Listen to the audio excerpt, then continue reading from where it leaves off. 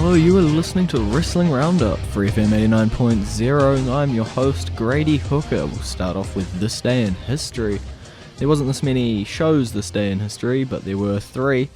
There was WWF SummerSlam in 1997, had two great matches. Owen Hart defended his title against Stone Cold Steve Austin. It was the Intercontinental Championship. This is the match where Owen Hart actually botched a pile driver and messed up Austin's neck for the rest of his life, but Austin still managed to finish the match with a roll-up victory to win the Intercontinental Championship. But the main event of the night was the WWF Championship match, where The Undertaker defended his title against Bret Hart, where the special guest ref was Shawn Michaels. There were a few crazy stipulations on the match, but Hart ended up taunting HBK enough to make him attack him with a chair, but he ducked at the right time, and HBK nailed The Undertaker in the head with the chair, and Hart covered while HBK reluctantly countered. Then there was a WCW Nitro in 1998. Scott Hall and Big Show took on Sting and Bret Hart. Sting ended up covering Scott Hall to win the match, but the decision got reversed as he used his bat. After the match, Sting ended up getting beat down by the rest of the NWO until Goldberg came out to make the save. Also on that card was a small little match where Rey Mysterio took on Chris Jericho. Just a match that probably could still happen on Raw for this year, dunno. Depends if Rey Mysterio gets back from his surgery and his injuries. And there was also a WWE Raw in 2009 where Kofi Kingston defended his US Championship against Big Show, where Big Show ended up getting himself disqualified for not stopping his attack on Kofi in the corner. But the main event was a lumberjack match where John Cena took on The Miz, and John Cena ended up winning with an attitude adjustment like he always does. But after the match, guest host for the show, which is what they were doing back then, Jeremy Piven got involved, but luckily managed to escape unscathed. So that's it for the This Day in History. We'll go to your classic entrance theme of the week. It's Eric Bischoff's. I'm back! That was Eric Bischoff's entrance theme. You're back with Wrestling Roundup, FreeFM 89.0 with Grady Hooker, and live via Skype right now I've got Josh. Hi. And we'll start off with Raw. This week on Raw opened up with Brad Maddox again, but the Cena-Daniel Bryan contract signing? Pretty unusual contract signing because nothing happened. Yeah. I enjoy the fact that Brad Maddox is coming out to a drum roll. Yeah. that just makes me laugh every time I hear it. This was a pretty good segment to get the battle between the two going. You get to really delve into their feud a little bit more. Yep. I liked the little jokes Cena had in it. Like, if you really want, if size is everything, give the title to Khali. Yeah. But the end of it, Brad Maddox actually set Daniel Bryan into a series of matches. Yeah. About the only people that could do a really good gauntlet match in the WWE right now is Punk, Bryan, and on occasions, depending on the opponent, Cena. Yeah.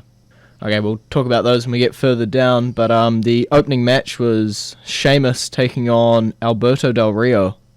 This was a nice little match between Sheamus and Alberto Del Rio. But man, that bruise on Sheamus's leg was nasty. Massive. And I can only imagine what it looked like last week. Yeah. As it was bad enough to keep him off TV. Fair enough. Alberto Del Rio winning with a roll-up. Yeah, by holding on to the bad leg. Yeah. Which showed his genius side that he's been needing to show a little bit more since his villain turn. Yeah. Backstage with an interview, Booker T and Teddy Long are at each other's throats. Yeah, I don't get this. Why are they continuing arguing and stuff when the position that was causing them to argue has been fulfilled by Vicky? Yeah, it's either of them. They've got no position. Yeah, I mean, there's really no point to continuing this because really there's nothing to gain from it. Yeah, it's a bit confusing. We'll see how it plays out over the weeks. The next match was Christian taking on the big deal Titus O'Neil. Christian is back and he's on a roll. Yeah. I could honestly see him facing Alberto Del Rio for the World Heavyweight Championship at SummerSlam. Yeah. He's on that kind of roll right now. He did defeat Titus O'Neil, but then again, that's not much. No, but it's been a series of building him towards it, and I don't actually not sure, but I just feel that Christian is in due for something big. Yeah, because over on SmackDown, he also defeated Jack Swagger. So it's just building him up, and I feel that he's getting ready to battle Alberto Del Rio. Okay. Backstage, we get a small little Ryback promo. Looks like they're trying, I guess, a Bully Ray type character. For Ryback now. Or at the very least, a bullying character. Yeah, a Goldberg one did fail for him. I don't get it. But maybe it'll work. I don't know. At this point, I pretty much have given up on Ryback. Yeah. Okay, well, Mark Henry calls out the Shield. Well, it's nice to see that Henry has something to do, but this is a major step down for him from being in a WWE Championship match. Yeah. To dealing with the Shield. But it helps out the Usos at the same time. Yeah. So it's good for the Usos to be with such a veteran like Mark Henry. Yeah, one thing just worries me is that they might take the Usos completely out of the feud and insert somebody like, say, The Big Show. Yeah. That would not be interesting to me. No. Okay, well, the next match was Dolph Ziggler taking on Darren Young. I really like these two in this match. Yeah. Young has come a long way since his debut with the Nexus. Definitely. I really, really love that electric chair faceplant move. Yep. That Young hit Ziggler with. I thought it was over at that point. I did too, but I kept expecting Big E to distract Ziggler and allow Young to pull up the win. No, Big E waited till after the match. And then took out. Yeah. Dolph Ziggler. No, Ziggler ended up escaping. Yeah, you almost did, but then Ziggler took off, and they mentioned a cryptic tweet from AJ, basically saying she's going to kill him. Well, as we saw over on SmackDown, AJ Lee had Dolph's keys and suitcase. Yeah. AJ is nuts. You got to agree with the crowd when they're saying you are psycho. Yeah. The best thing to come out of the AJ, like ripping up his driver's license, his passport, his money, his credit cards, was that nasty spear Caitlyn nailed at the end of it. So it's nice to see that these two aren't done, but I definitely feel that that AJ needs to come out on top again and then move on to somebody else. Will they do anybody else? Will they do 2 sets of singles matches, or will they pair Ziggler with Caitlyn to take on Big E and AJ? I honestly don't know. I've heard that advertised on Raw this coming week is an AJ and Caitlyn match. Okay. So I don't know. Cool. Back on Raw, there was a Miz TV segment. Best thing about this was Eva Marie slapping Jerry Lawler. That was the best part for me. Was it better than Brie Bella's nipple? I never noticed it. Really? Okay. Nope. When I was paying too much attention to the other side where the good divas were. Oh, okay. Talia and Naomi. Fair enough. Yeah, it was again a wasted segment. I was just glad they ended it when they did. Yeah. And did Miz say that he was hosting SummerSlam? Yeah, he's hosting SummerSlam. He's gone from main eventing WrestleMania to hosting SummerSlam. In 3 years' time. Yeah. Not the best turn of events. Yeah. Next, Brad Maddox is backstage, and Triple H and Stephanie are really not helping with his situation. The train! The train! Oh, jeez. The power struggle continues between the three McMahons. Yeah. I think Maddox is definitely being controlled by Vince with what we see later on in the night. Yeah, it's pretty obvious Maddox is sucking up to Vince, and that he will do pretty much anything that Vince wants him to do. Yep. And that his comments are coming from Vince and not himself. Okay. Well, we'll jump over to our current entrance theme of the week. It's RVD's One of a Kind. It was RVD's entrance theme, One of a Kind. You're back with Wrestling Roundup, FreeFM 89.0 with Grady, Hooker, and Josh. And we'll jump back to where we started, where we left off, the Bray Wyatt promo. Ooh. Man, this team is just absolutely creepy to the max. Yeah. I am very interested in where they go with this. The follow the buzzards comments, everything of that promo is directed not at us fans, but at one person, Kane. Yep. You can make each and every comment directly to Kane.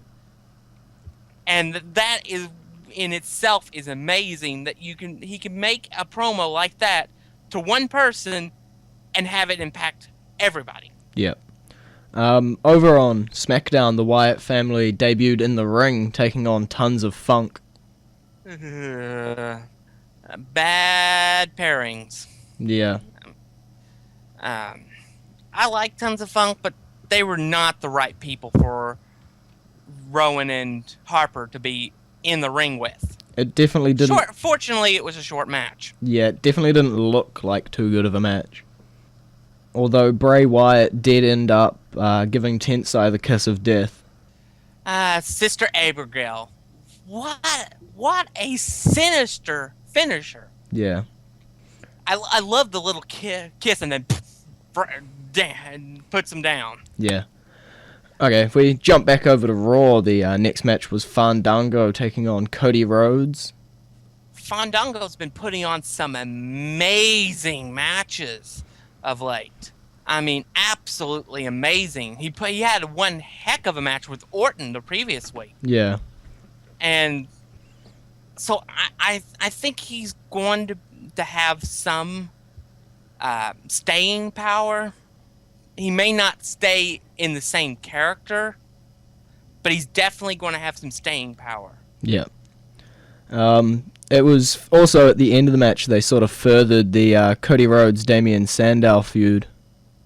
Yeah, this feud between Sandow and Rhodes is quite amazing. Yeah, well, I've really enjoyed it, and I loved what they did on SmackDown. Yeah, when we get to SmackDown, we can talk about all of the fun stuff that happened. But back on Raw, CM Punk called out Heyman, and he was there via satellite. Famous via satellite. Yeah. This is really, really good. Emotion, jam-packed. It is going to be an amazing feud because Heyman and Punk kill it every time. Yep. And Brock just has to show up and look powerful. Yeah. It set the match that we pretty much all knew was happening for SmackDown, the Beast versus the Best. Yeah, for SummerSlam. And this is going to be an interesting match. It's not the match I'm watching SummerSlam for, but that's obvious. Yeah, you and your Daniel Bryan fan. But it's going to be a really good match. Okay. I think it'll bring a lot of what Brock used to be out in him. Yeah. Okay, well, the next match was Rob Van Dam taking on Wade Barrett. And Barrett continues to go down the hole. What have you done, Barrett? RVD is looking powerful. He's looking like he's on the verge of something. Maybe he'll face Dean Ambrose at SummerSlam. Maybe. Maybe he'll face Curtis Axel. Yeah. So you're pretty much picking any of the newer guys. Yeah, to go in the ring with RVD. Yeah. I don't see him facing Alberto Del Rio though. Okay. I don't know. Maybe it was on the verge of it, But I think with what they've been doing with Christian, I think it's made me think that RVD is not going to be the number one contender. Okay. As we saw with Wade Barrett again, over on SmackDown, he teamed with the Primetime Players in a losing effort against the Usos and Mark Henry. Go figure. Barrett is good. I'll try and leave my opinion out of it, or not harp on too long. But I do think Wade Barrett should at least be in the mid-card title picture at this point. He didn't really do much when he was holding the mid-card title, though. Not his fault.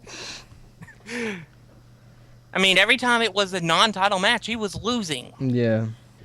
Okay, so to avoid more of my disappointment, we'll jump back over to Daniel Bryan's gauntlet match. Each one of these 3 matches was really good for what it needed to be. I like that Bryan won each match via a different method. Yeah. If you count being powerbombed through a table a win. Well, he won by disqualification. Yeah. He won by submission when he got Swagger to tap out, and even though it was relatively short, it was still a good match. Then you had Cesaro versus Bryan. This has to be a future feud. Has to be. It was a hell of a fight. These two tore the house down and absolutely killed it with everything. I loved how Bryan reversed the uppercut into a pinfall. Yeah, it was an amazing combo to end the amazing match. And then you had Ryback versus Bryan. Well, quickly, before you had Ryback, you actually had a rare sighting of the endangered Alex Riley. Yeah, he's replaced Maddox as the color commentator for NXT. Okay. So he's kind of still around. It's just not in WWE. Yeah. Okay. But yeah, the Ryback-Bryan match. Yeah, it was really good as well. Bryan always seems to bring out the best in Ryback. Yeah. In a way nobody else seems to be able to.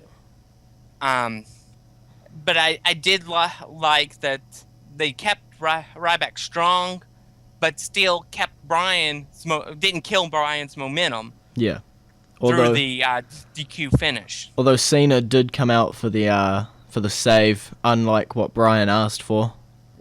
Yeah, Bryan asked him not to interfere in the match itself. True. Cena can say, I didn't interfere in the match. I came in afterwards. Technicalities.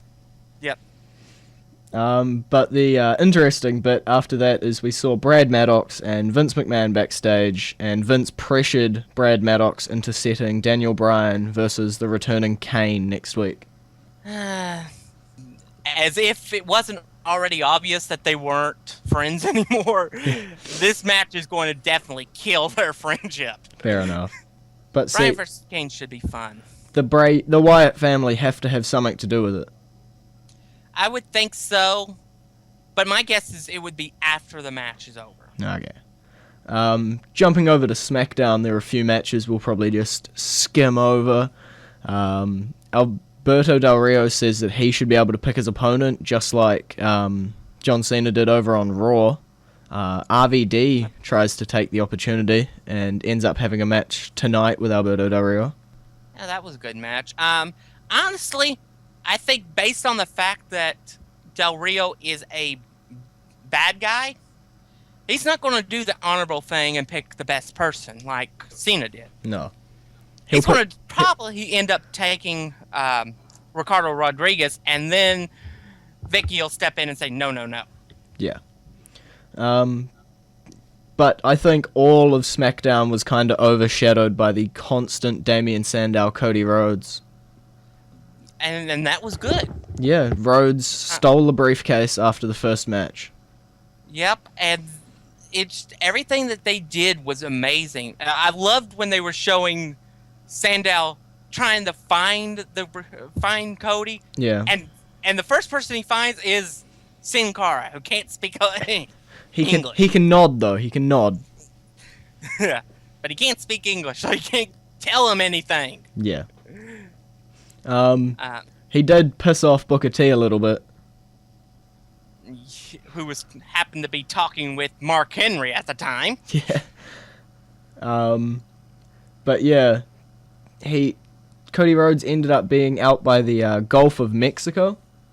Yes, it's that was a very interesting way to end it. Suddenly, for the first time ever, I think, somebody's briefcase is missing in action. I mean, and literally, Sandow did not retrieve it. No, because he can't swim. He can flap around in the water. But so it'll be interesting to see when he cashes in, because maybe he'll be like, look what I found today. It just randomly floated up to the arena. Yeah. Be funny if you saw some random like Alex Riley run in with the briefcase, cash it in. Where the hell did you get that? That would be fun. Yeah. Maybe that silver briefcase he carried around for 6 months for no apparent reason, he'll paint up as the blue case. Fair enough. Yeah, it's been great having you on, Josh. Alright. It's been great being on again. Now for birthdays this week, there are a few of them. Jim the Anvil Neidhart, former WWE and WCW wrestler, turned 57. Scott Steiner, he's wrestled for WWE, WCW and TNA, and he turns 51. Matt Osborne, he portrayed Doink the Clown, and he sadly passed away about a month ago. Kid Cash, he's wrestled for all of the main promotions, and he turns 44. Shannon Moore, recently released TNA wrestler, turned 33. D.H. Smith, son of the British Bulldog, former WWE wrestler, currently wrestling for New Japan Pro Wrestling, he turns 28. John Laurinaitis, he's the current WWE road agent, and he was an authority figure not too long ago on Raw and SmackDown. He turned 51. Devon is a current TNA wrestler, Aces and Eights member, and he turns 41. Triple H, current WWE wrestler and COO of the company, turns 44. Dolph Ziggler, he's a current WWE wrestler, and he turns 33. And your savior of the Money in the Bank, Damien Sandow, turns 32. Now just for a quick rundown on a couple of the New Zealand shows that actually happened last weekend. KPW had a charity show called Guns and Hoses. It was a boxing show between the firemen and the policemen. They put on two great matches where Cade Morgan ended up defeating Charlie Roberts, and Scarlett, who we just had on the show last week, managed to defeat Just Plain Evil. Also, NZWPW had Bringing Down the House, where Johnny Idol managed to retain his NZWPW championship against Taylor Adams. And IPW had their return show, Revival of the Fittest. All three of their main titles are up on the... two of them were up on the line, and one of them they had qualifier matches for. Jacob Cross and Aaron Henry, and Pirate Burns and Joel Clementson both managed to defeat their respective opponents to head to the finals for the IPW Tag Team Championships. The triple threat for the IPW Women's Championship went to a no contest after Megan Kate attacked Olivia Shaw with a baseball bat. And the fatal four-way for the IPW Heavyweight Championship, Vinnie Dunn defeated James Shaw after the lights went out, and he decked Shaw with the steel light that Steve Wrigley brought into the ring. So it'll be interesting to see where all of those go. Big congratulations to all of those wrestlers that were on those shows. Let's keep New Zealand wrestling going strong. That's it for Wrestling Roundup this week. I've been your host, Grady Hooker. We've also had on Josh from America. And you can visit our Facebook page, facebook.com/Wrestling Roundup Radio, or our Twitter page, twitter.com/Wrestling R Radio. Tune in next week to hopefully hear me talk to Bobby Roode at a press conference coming up this week. That's all for this week. See you next week.